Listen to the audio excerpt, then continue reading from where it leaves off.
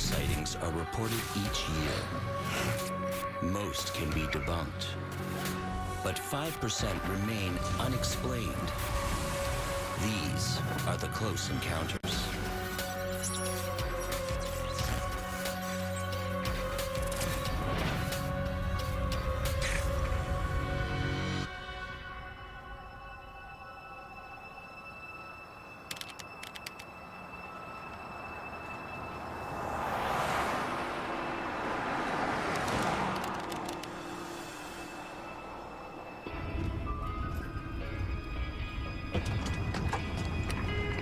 Hey, cuz.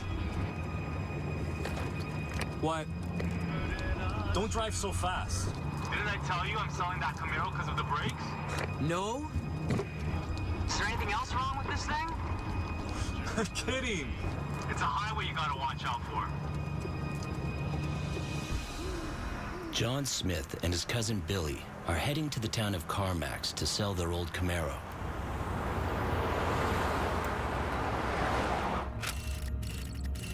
Billy and John were driving from Whitehorse. The two of them were traveling in a convoy. It's a very remote area. It's very slippery. It's wintertime. You're quiet tonight. Yeah, I'm just a little bit tired. I'm sorry. Same night, same stretch of road. 16 kilometers behind, a young family drives home after a weekend away. The couple didn't want their real names known, so we're going to call them the Browns. They were returning from a weekend in Whitehorse, and they were going back to the village of Pelly Crossing. I wish we'd gotten on the road just a little bit sooner. They talked to them several times, and they never changed their story. It's so dark.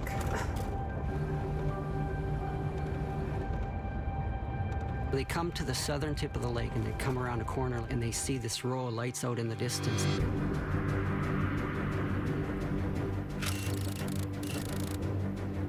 There were no towns or villages in that area. Didn't seem to be any reason for those lights to be there, and yet there they were. And then they think, well, it's a truck. There's no road out there. It's in the middle of the lake. What is it? I have no idea. Plane? They think it's an airplane, like a 747. Then they think, oh, it's moving way too slowly.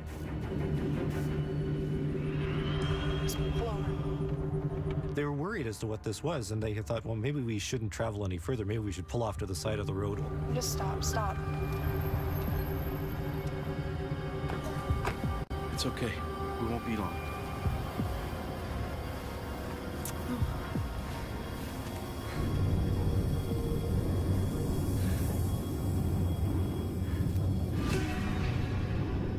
They were fairly certain that these lights were all on one large object. There's nothing else that they've experienced that resembled it.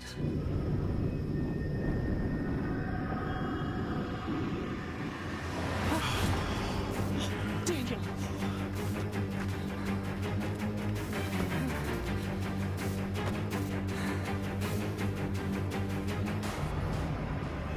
The mysterious object shoots off.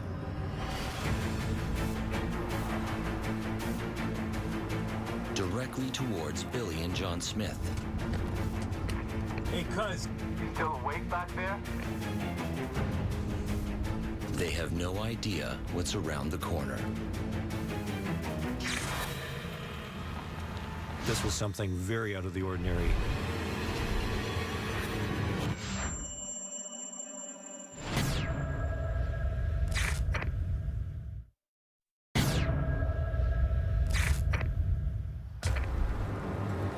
On the Klondike Highway, an hour from the nearest town, What is it?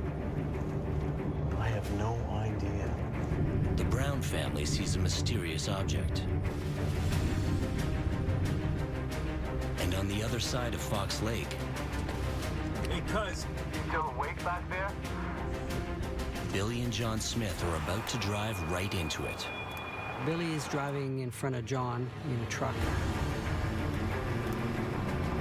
Billy comes down a curve. At that point, he sees this huge row of lights out over the lake.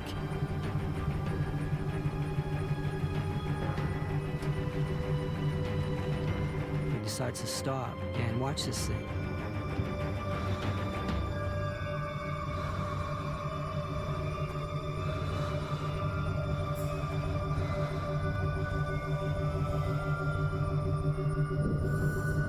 To Billy, it seemed like it came right over to him, as if it knew he was there.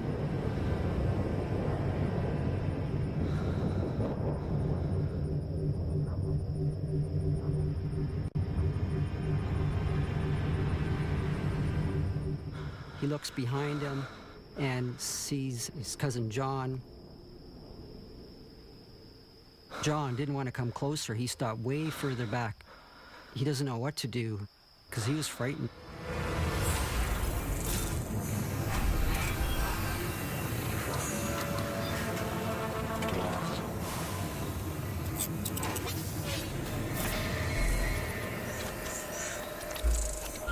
Billy was in awe as this thing passed overhead. The witnesses mentioned the size of a football stadium, which is immense. It's unreal.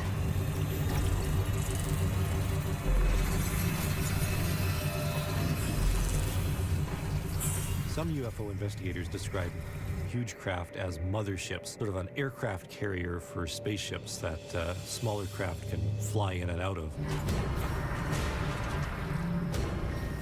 John realizes, he's got a camera in the car, and he's ripping bags open. Often you hear from people saying, well, I don't believe in UFOs until I see a photograph. He couldn't get his camera to work properly. In some of the close encounter cases, cameras are affected by some kind of electromagnetic field.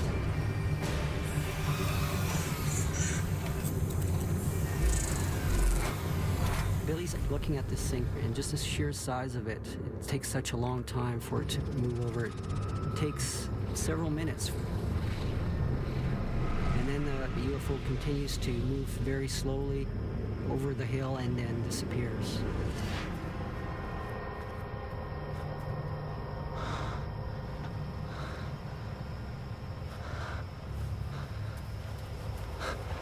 Let's go.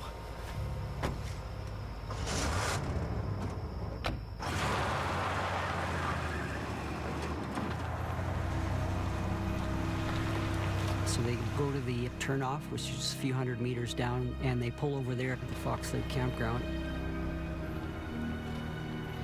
They were very confused, wondering if we're not hallucinating. This was something real, and we saw it together.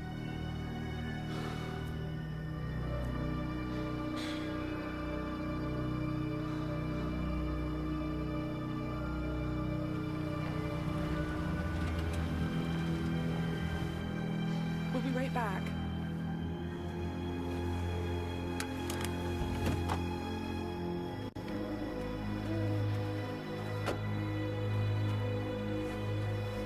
The Browns arrived at the Fox Lake campground, and they see Billy and John.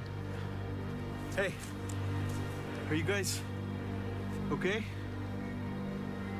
Yeah. And there's this exchange of information from everybody saying, did you see that?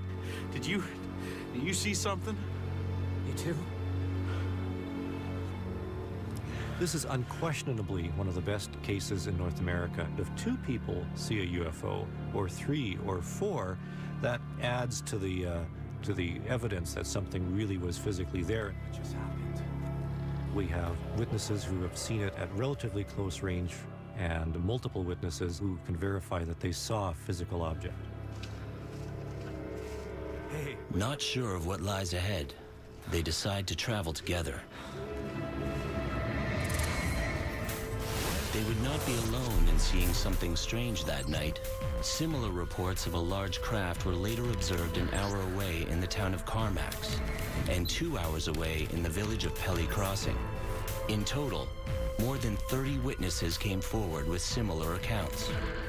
Drawings submitted by eyewitnesses suggest the object was 4 times the size of a football stadium, making it the largest craft ever registered in a UFO report.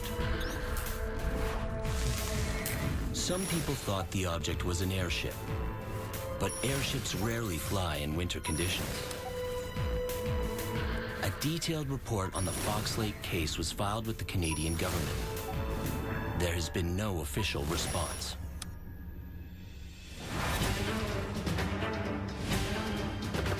Secure the site. Are we under attack?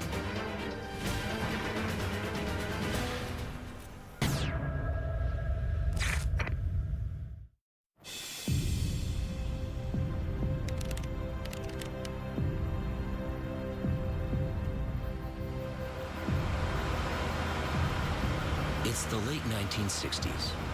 With 200 missiles, Malmstrom Air Force Base is the largest nuclear weapon complex in the world.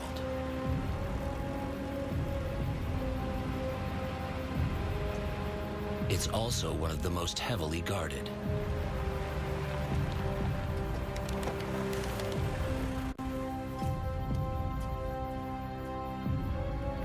Got a light?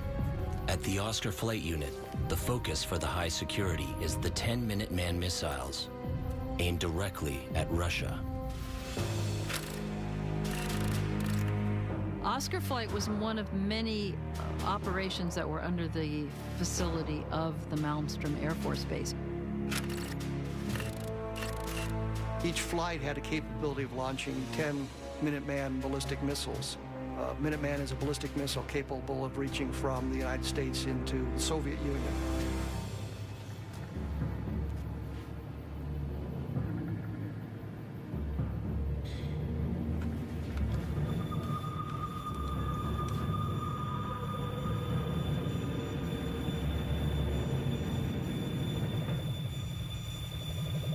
When you're looking at 1967, we're in the middle of the Cold War, and there's an awful lot of animosity between the Soviet Union and the United States, and we're both worried about how belligerent the other side is going to be.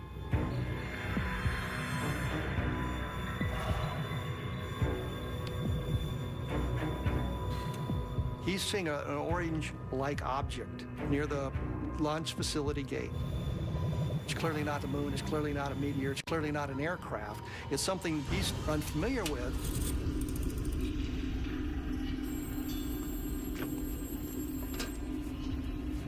I see two. Pull it down.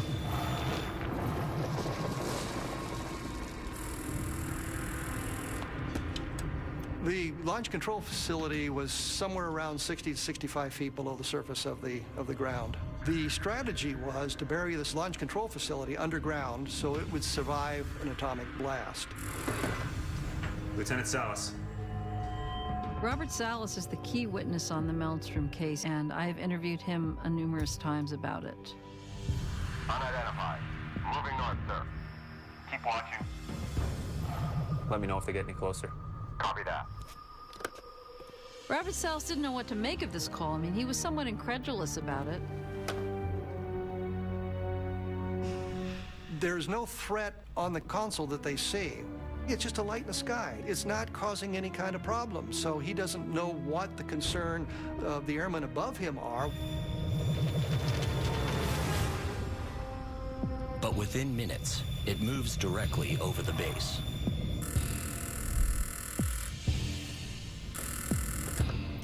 Lieutenant Salas. Sir, it's right over us. Salas also notifies his superior, Captain Fred Mywald. Secure the site. I'll phone the command post. And he's getting quite concerned about it because it's coming closer to penetrating the facility. Stay posted. Sir, it's been a strange sighting near the gate. During the Cold War, it's a very, very big issue for something like that to happen. Sir, right over.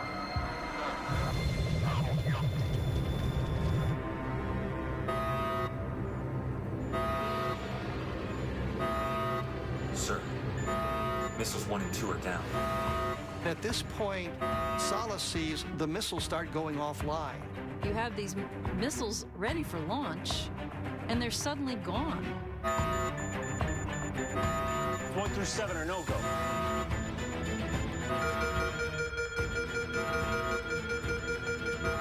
One by one, they just all lost their capacity to launch.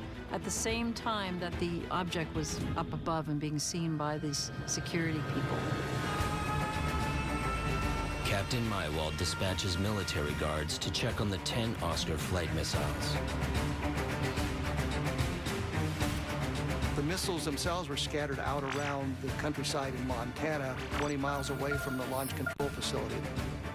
These missiles were 60 feet underground. They were way, way underground, and they were a mile apart from each other. If you got a direct hit on a missile silo, you might take out that one missile, but you wouldn't take out the other 9 missiles.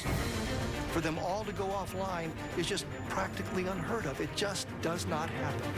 Could this possibly have been the Russians that disabled their nuclear weapons? Sir, are we under attack?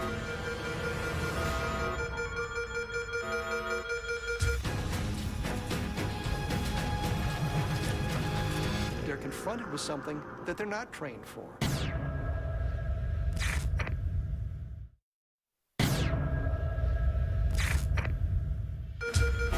Been a strange sighting near the gate. A strange light moves over a Montana Air Force base and knocks out 10 nuclear missiles. 1 through 7 are no-go. Military guards rush to the missile site in search of answers. It was pretty clear that there was no technology that we knew of that could do that. If the Soviets have figured out some way to deactivate the missiles, then suddenly we become very, very vulnerable to an attack.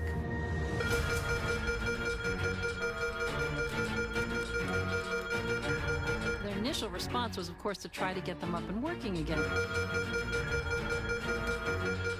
You're confronted with something beyond what you've been taught, something beyond what you can expect.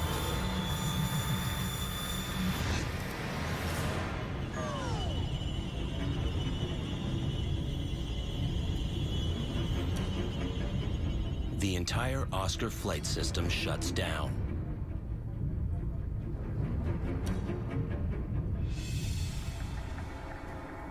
The object is last seen headed towards the Oscar flight missile site, 30 kilometers away.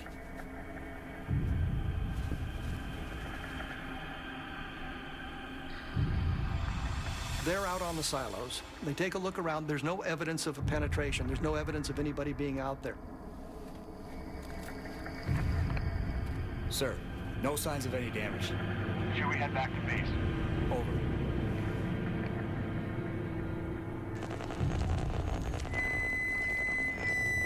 The radios that they're using now are filled with static. The radios become inoperable themselves. Turn it off. I can't. Airmen, be alert. Unidentified objective in your section. I repeat. We have many cases of UFO events in which equipment is affected like this. It's called an electromagnetic effect. As an electrical device, whatever it happens to be, approaches the UFO, that electrical system is somehow suppressed.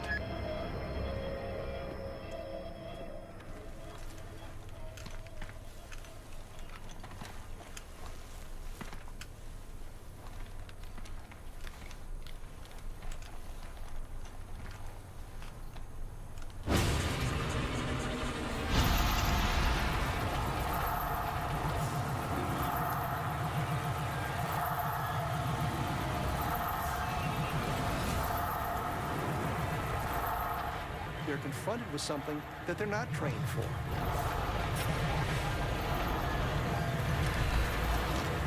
And they can't do anything about it.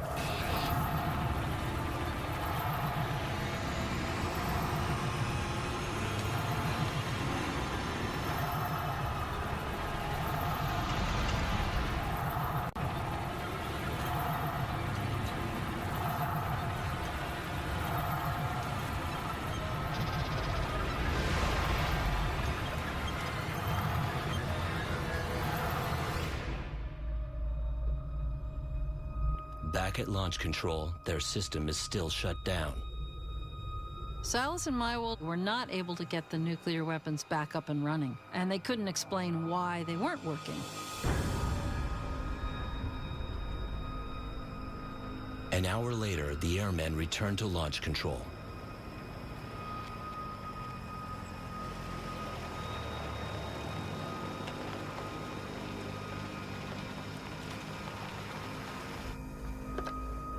Lieutenant Salas.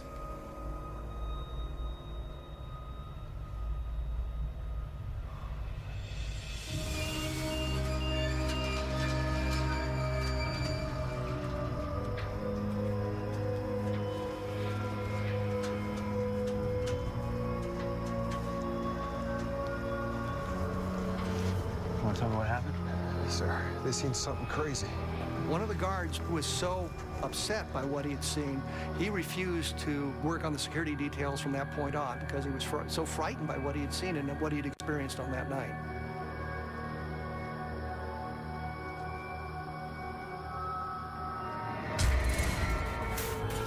The high security incident leads to a massive investigation. Lieutenant Salas later claims the Air Force ordered him to sign documents forbidding him to ever speak of the strange events. Salas reports that the missiles were later brought back online, but government files indicate no equipment failure that night at Malmstrom. Classified documents obtained through the Freedom of Information Act reveal that FAA radar data did in fact spot an unidentified craft flying over the base that night.